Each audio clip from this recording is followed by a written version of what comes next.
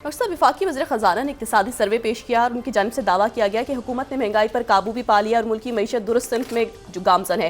क्या मुआशी अहदाफ हासिल करने में हुकूमत कामयाब रही है जो दावा किया जा रहा है? नहीं, अगर मईशत ठीक हो गई है तो घर जाएं, फिर घर जाए ना। क्या कर रहे हैं यहाँ पे? मईशत भी ठीक हो गई है, महंगाई भी ख़त्म हो गई है, तो सब अपने अपने घरों को जाएं।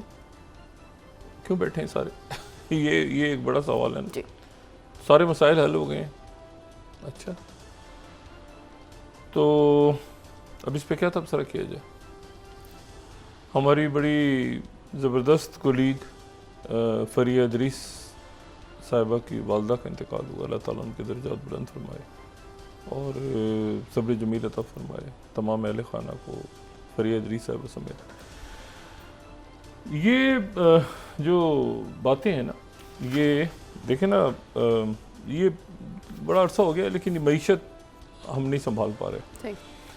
और ये हर गुज़रते साल के साथ कर्जे, मतलब मईशत की कामयाबी ये है कि वज़ीर ख़जाना जो है, जो भी वज़ीर ख़जाना, एक तो किसी पार्टी के पास कोई वज़ीर ख़जाना भी शायद नहीं है, वही इधर से उधर से मांगे तांगे के वज़ीर ख़जाना इधर से उधर चला जाता है, फिर उधर से उधर चला जाता है। और उनकी वाहिद क्वालिटी ये है कि उनका IMF में, वर्ल्ड बैंक में अच्छी सलाम दुआ होनी चाहिए ताकि वहाँ जाके नौकरी करें बाद में, और वहाँ से आ जाएं और वहाँ से नौकरी करें और एक कर्जे का मामला हल करवाएं और घरों को जाएं अपने अपने। इसके अलावा और कोई जो होता है ना विजन कि आपने कैसे ठीक करना है। और अब तो बहुत ही ज़रूरी हो गया है ना, क्योंकि मल्टीपोलर दुनिया है, आपने करेंसीज कैसे आएंगी और आपने डिजिटल करेंसी की तरफ जानी। अब ये बातें अजीब, मैं कोई तबसरा नहीं करना चाहूँगा। ब्लॉकचेन के नतीजे में मईशत ठीक हो जाएगी, तो क्रिप्टो करेंसी के नतीजे में मईशत ठीक हो जाएगी। मतलब ये पता नहीं, Web3 का कहीं से नाम सुन के मैं बहरहाल अब इनको क्या बात की जाए। तो ये जो है ये संजीदगी जो है नहीं है। अच्छा, इनकी गलती भी नहीं है, औरंगजेब साहब की तो गलती नहीं है ना, बरसा बरस से एक बिगड़ा हुआ निज़ाम है और ये ज़ाहिर उस सिस्टम का हिस्सा है। ये अपनी तरफ से जो कर सकते थे उन्होंने कर लिया। यानी पाकिस्तान के ऊपर जो एक बात चल रही थी कि डिफ़ॉल्ट वाला मामला और एक बहुत इस तरह की, उससे पाकिस्तान निकल गया। और ये इकॉनमी बराह रास्त जो है ना, ये आपकी खारजा पॉलिसीज़ के साथ और आपकी जो डिप्लोमेटिक खारजा पॉलिसीज़, आपके ताल्लुकात कैसे हैं दुनिया में, कैसे आप आगे बढ़ें। तो इस वक्त तो हम एक ऐसे मोमेंटम में हैं जिसमें हमने खारजा और अस्करी महाजों पे बड़ी कामयाबी हासिल की है।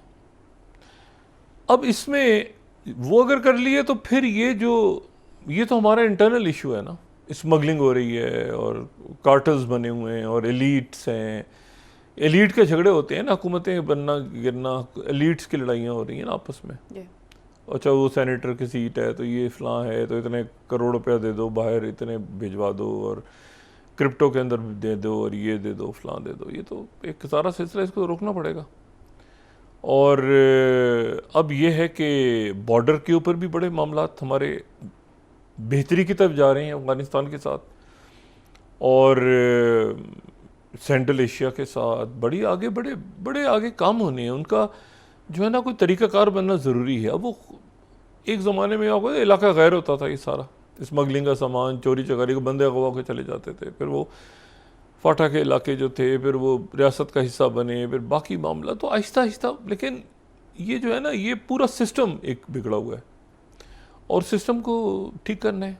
ज़मीनें रेलवे की कब्ज़े के हुए हैं, प्लॉट्स की चाइना कटिंग हुई है मुल्क में, हाउसिंग सोसाइटियाँ बेशुमार बनी हुई हैं, बेशुमार जो है वो प्राइवेट यूनिवर्सिटीज़ और स्कूल्स, और मतलब हर जगह जहाँ जाए ना तो एक आपको कार्टल नज़र आता है उसका, उधर। तो मेरा ख्याल है कि ये आपको बाहर से इन्वेस्टमेंट लाने के लिए बड़े जो एक हार्ड स्टेट का तस्वर है, आपको कवानीन बड़े सख्त करने होंगे, इनको पकड़ना होगा। बदतरीन दहशतगर्दी माशी दहशतगर्दी है।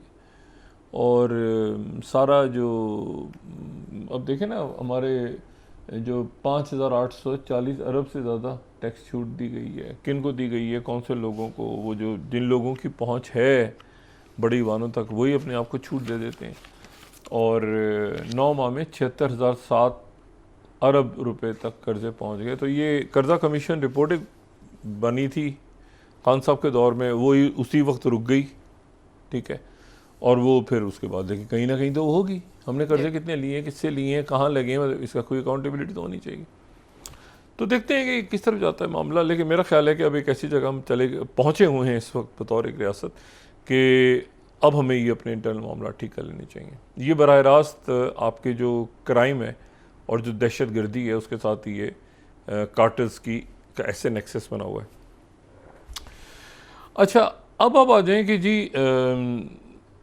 ये बाहर से अब बहुत ज़्यादा देखें ना, जैसे मैंने आपसे कहा ना कि अब हमें पैरेलल सिस्टम पे भी गौर करना है, अब आगे भी जाना है। यूथ ने कैसे कम कर, यूथ बाहर चली जाती है वहाँ से पैसे, तो भाई एआई की दुनिया में कितनी जॉब्स जाने वाली हैं साल डेढ़ साल में। कुछ लोगों को थोड़ा सा एजुकेट करें, कुछ बताएं सवाए इसके कि सुबह से लेके एक दिन एक खबर चलती है, तो मतलब है कि वो कोई काम करें, ठीक है ना, और अगर सब ठीक हो गया तो फिर चले जाएं। मतलब दो ही चीज़ें हैं ना। अच्छा, तो बहरहाल तो देखते हैं अब इससे मईशत से कैसे निकलते हैं। बहुत बड़ा चैलेंज है ये, बहुत बड़ा चैलेंज है, लेकिन ये है कि चैलेंज इतना बड़ा भी नहीं है जब आप अपनी और बहुत सारी चीज़ों को ठीक कर। देखें, ये जो दिफाई बजट है ये सारा का सारा सिस्टम एक पूरा रिवैम्प होने, एजुकेशन सिस्टम पूरा का पूरा, अब जो आपकी जो टेक की तरफ दुनिया चली गई है या नया निसाब आ गया है, नहीं तो पूरा वो उसने चेंज होना है। हॉस्पिटल्स के अंदर कैसे एआई आ रही है वो आपने उसको ठीक करना है। डिफेंस के ऊपर किस तरह से जो है उसमें चेंजेस करने हैं नई टेक्नोलॉजी के मुताबिक। तो ये सारा कुछ जो है ना सिस्टम, पूरा का पूरा सिस्टम ये जो है ये तब्दील होने वाला है, ठीक है। वरना और स्मार्ट सिटी, छोटी गवर्नमेंट, 54 सुनिए वजारतें, 54 वजारतें, 4 और आ जाएंगी तो कि सुने 4 और वजीर आ रहे हैं, एक ही अभी तो पीपल्स पार्टीज में है नहीं, तो 54 वजारतें हैं, तो इतनी तो पता नहीं। बहरहाल अब देखते हैं कि आने वाले दिनों में क्या होता है, किस तरह हम इस चैलेंज को कबूल करते हैं। कई महाज एक साथ खुले हुए हैं इस वक्त पूरी दुनिया में, और उसमें जो है वो रियासतें अपने आप को संभाल रही हैं। यानी आप अगर शुरू करें ना अमेरिका से, तो वहाँ कैलिफोर्निया में जो मनाजिर देखने में आ रहे हैं, तो ऐसा लग रहा है कि मतलब अमेरिका एक स्टेबल मुल्क नहीं रहा, डिस्टेबलाइज हो गया, ये कहा जा रहा है कि वो डिस्टेबलाइज हो गया। और वहाँ पे एलए में जो है वो गाड़ियों को आग लगाई जा रही है, पथराव हो रहा है, कई इमारतों को आग लगा दी है लोगों ने। वहाँ जो है वो 2000 के करीब नेशनल गार्ड्स, जो मैंने कल भी बात की थी कि वो, और प्रेसिडेंट ट्रंप जो हैं वो तो इतना ज़्यादा गुस्से में आए कि उन्होंने सोशल ट्रुथ के ऊपर जो है ये मैसेज दे दिया, जो 3rd स्लाइड है। उन्होंने कहा कि looking really bad in LA, bring in the troops, फ़ौज को बुला लो। ये 3rd स्लाइड, उन्होंने कहा फ़ौज को तलब करो और फ़ौज के हवाले कर दो। और वहाँ पर इस कदर जो है वो यानी ऐसे मनाजिर हैं वहाँ पे कि एक ऑस्ट्रेलिया की वो रिपोर्ट कर रही थी, उनको भी बुलेट लगी है, उनको भी गोली लगी है, ये अमेरिका है। और ट्रकों को आग लगा दी है, और होटल्स को, और इमारतों को, और गाड़ियों को। ये एलए में हो रहा है, जो कि दुनिया के चंद बेहतरीन शहरों में से एक शहर है।